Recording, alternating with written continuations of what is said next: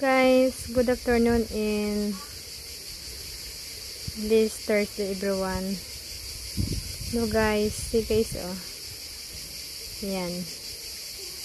Dalawang boat na naman sila ang nag-swimming dito.